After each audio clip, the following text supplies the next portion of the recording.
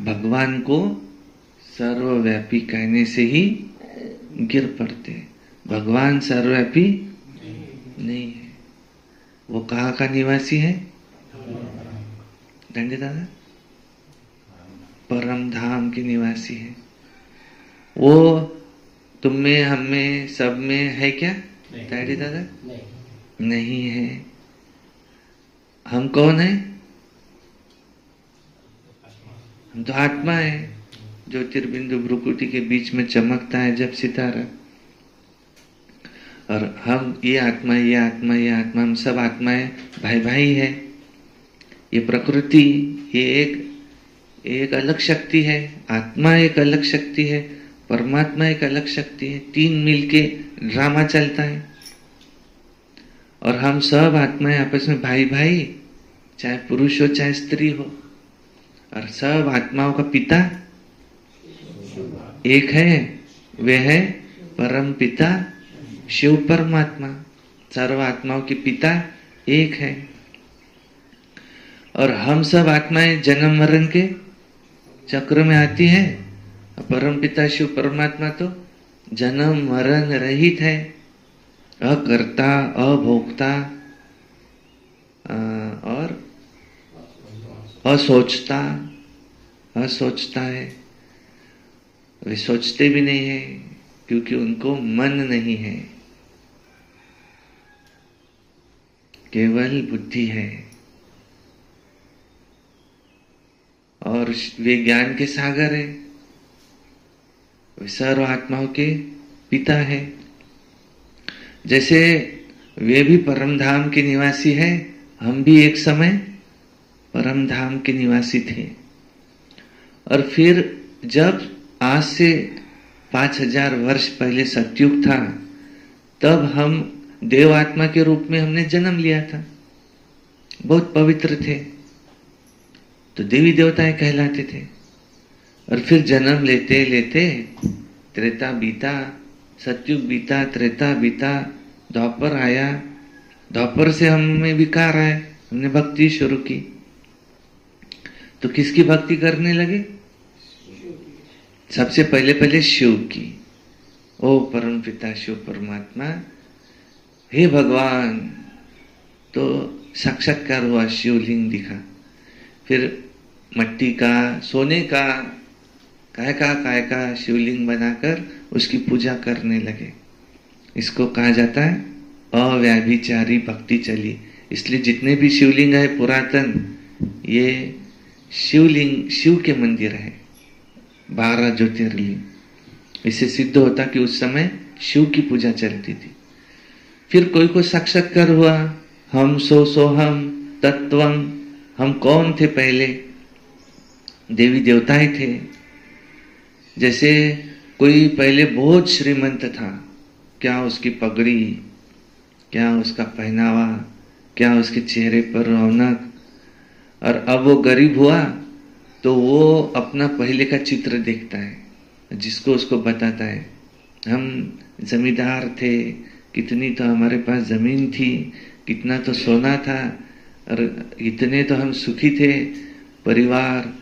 और हम ऐसे नहीं थे पहले, अभी तो फकीर बन गए, कुछ नहीं रहा। तो कोई दुश्मन आया था, उसने ये सब किया। इसी कहानी बताते, वो फोटो देखते रहते। तो ये बेहद की कहानी कि हम उनको याद करने लगे जो हम पहले थे। हम सोहम, हम ही वो थे। हम सोहम माना ये नहीं कि आत्मा सो परमात्मा नहीं। परमात्मा बाप है, परम धाम में है, अभी भी वही है, चमक रहे हैं। ज्योति चमक रही है, शिव उनका नाम है। और फिर हमने, क्योंकि हमको साक्षात्कार हुआ अपना ही देवी देवताओं का, फिर हमने उनके मंदिर बनाए और हम ही उनकी पूजा करने लगे। तो शास्त्रों में लिखा है जो पूज्य थे वे पुजारी बनेंगे। पूज्य सो पुजारी। जो सुंदर थे वे श्याम बनेंगे। और देवी देवताओं के चित्र भी काले बनाए, काले। क्योंकि आत्मा काली हो गई, पतित। ये इस दुश्मन ने रावण, माया, काम, क्रोध, लोभ, मोह, अहंकार, इसने उसका सब छीन लिया। सुख शांति छीन लिया, दुख अशांति आ गई। तो अपने आप को याद करने लगे। और फिर तो भक्ति सतो रजो तमो से पास होते होते फिर कोई अभी अभी आत्मा आई और सन्यासी बनी, ताकत है उसमें, तो उसको देखा, ये तो बहुत शक्तिशाली है। अरे तुम उससे भी शक्तिशाली थे, ये क्या है, अभी आया तमो प्रधान दुनिया में। तुम सत्युग सतो प्रधान दुनिया के पीवर थे, एक नंबर के, और इसको देखा, ये तो बहुत बैग का वैरागी है, ऐसा वैराग मुझ में भी आ जाए। साधु संतों को भी पूजने लगे, पवित्रता की पूजा होती गई, देवी देवताओं को पूजने लगे, शिव को पूजने लगे, और धीरे धीरे पत्थर बुद्धि होते होते आखिरी क्या कह दिया, भगवान आप तो सर्वव्यापी हो, मुझ में हो, तुझ में हो, सब में हो।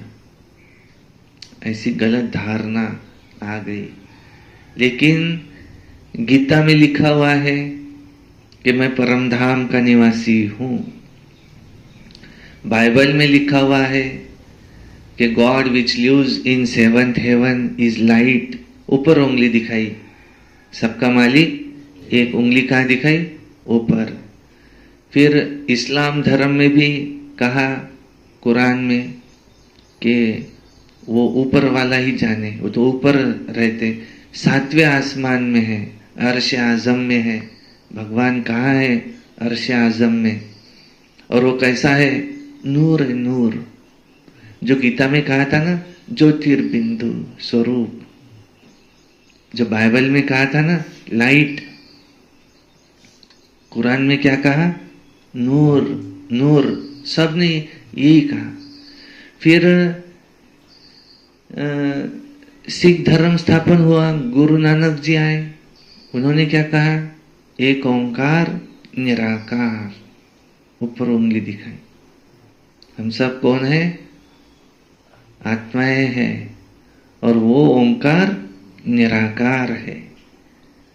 और वो कैसा है, अकाल मूर्त है, कभी कोई उसको काल नहीं खा सकता।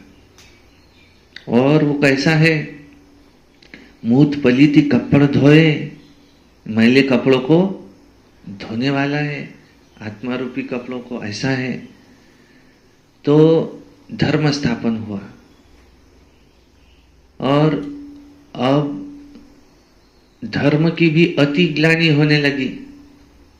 आज देखते ना, धर्म के लिए झगड़े हो रहे हैं।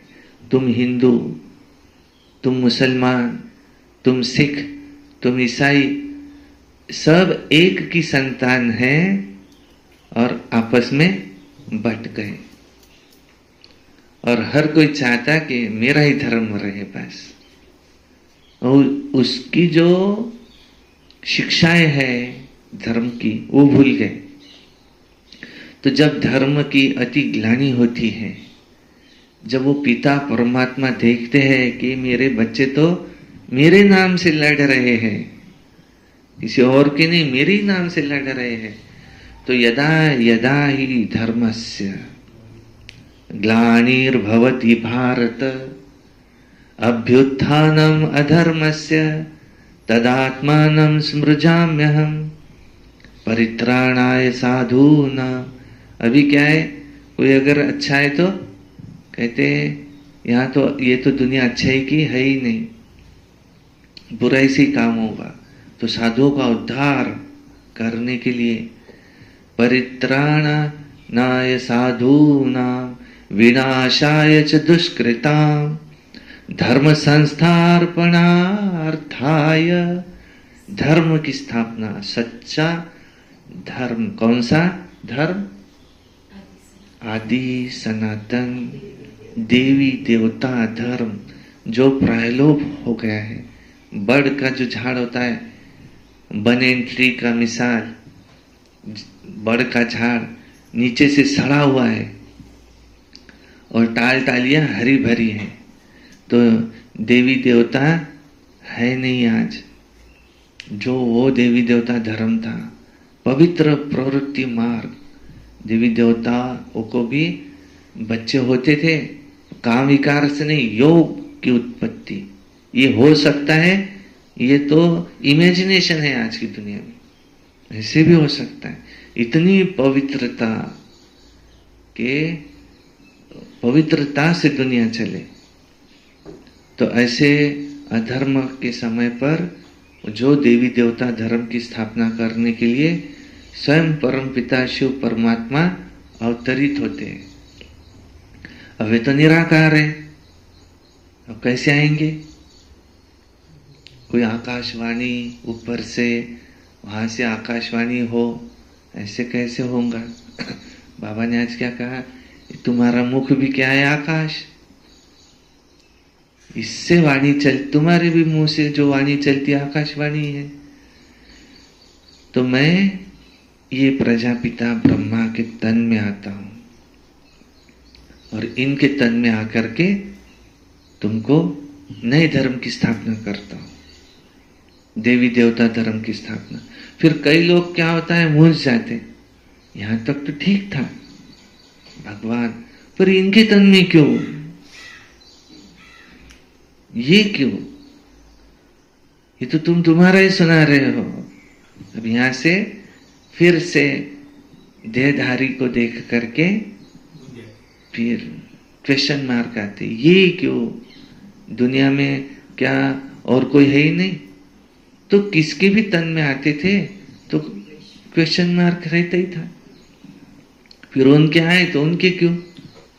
हमारे धर्म के किसी बड़े पोप के, पादरी के, किसी साधु संत के, किसी ऐसे के तन में आना था, तो ये कोई मामूली है क्या? इनकी भी बहुत ग्लानि हुई, आज तक भी हो रही है। ये भी कलंकितर बने, श्री कृष्ण पर कलंक लगाए लोगों ने, भगवान पर कलंक लगाए, किसी मनुष्य को नहीं छोड़ा कि उस पर कोई कलंक नहीं लगाया। आपके बारे में ऐसा कोई नहीं कि कोई बुरा कहता नहीं होगा, सबके लिए, आपके लिए, आपके लिए, सबके लिए बुरा, दुनिया ही बुराई की, कितना भी वो अच्छा काम कर लेना, अपना दिल निकाल के रख दे उसके सामने, तो भी उसके लिए संस्कार ही है वो कलयुग का, हर एक के लिए बुरा बोलना। तो बाबा कहते तुम उसका नहीं सोचो, कुछ तो लोग कहेंगे, लोगों का काम है कहना, छोड़ो, बेकार की बातों में बीत न जाए रहना। वो कल माताजी बता रही थी, वो उसको कोई तो भी बताया, बोले इसकी तो शादी भी हुई हुई है। बताओ, मेरे माँ बाप से पूछ लो भाई कौन से दिन हुई थी। तो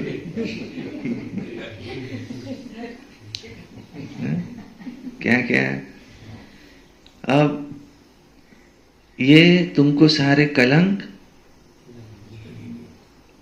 कलंकीधर बनना है, और तुमको जो ग्लानि करने वाला है, निंदा करने वाला, उसको भी अपना भाई समझना है, तो वो भी तुम्हारा मित्र बन जाएंगे, उसको भी मित्र बनाओ।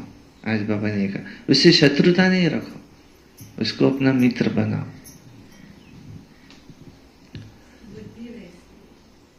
तो आज भगवान धरती पर आ चुके हैं, यही वो संगम का सुहावना समय है। 100 वर्ष का संगम युग है और 88 वर्ष संगम के बीत चुके। 1936 से लेकर के प्रजापिता ब्रह्मा के तन में भगवान ने आकर के नई दुनिया की स्थापना का कार्य शुरू किया और ब्रह्मा के 100 वर्ष का गायन है, तो 2036 तक ये कार्य चलेगा। तब तक जो सत्युग की आत्माएं हैं वे भी बन जाएंगी, त्रेता की भी आत्माएं जो बनने वाली है वो भी बन जाएंगी, और प्रत्यक्षता का नगाड़ा भी बजेगा, और ये भी सबको पता चल जाएगा कि भगवान धरती पर आ चुका है। हर एक का इतना तो जन्म सिद्ध अधिकार है कि मेरा बाप आया धरती पर, मुझे पता ही नहीं चला। चाहे दक्षिण अफ्रीका हो, कोई कबीला हो वहां जो कभी इधर की दुनिया से मिली ही नहीं, वो ऐसा मनुष्य आत्मा, उसको भी अधिकार है, उसको भी पता चल जाएगा कि मुझ आत्मा के पिता आए थे, लेकिन मैंने उनसे वो अपना जन्म सिद्ध अधिकार नहीं लिया। जाते आते बोर्ड लगा हुआ था, बोर्ड पर लिखा हुआ था अपना स्वर्ग का जन्म सिद्ध अधिकार आकर के लो। तुमने तो वो बोर्ड देखा ही नहीं, तुमको तो पर्चा भी दिया था, तुमने तो पर्चा देखा करके फेंक दिया था। तो वो कहेगा हाँ मैं नहीं आया। तो अभी भी समय है, अपना जन्म सिद्ध अधिकार आकर के लो। भगवान धरती पर आया हुआ है। बाबा ये भी कहते कि डायरेक्टली तुम ये किसी को नहीं कहो भगवान आया हुआ है, क्योंकि अपने आप को भगवान कहने वाले भी आज दुनिया में बहुत हो गए।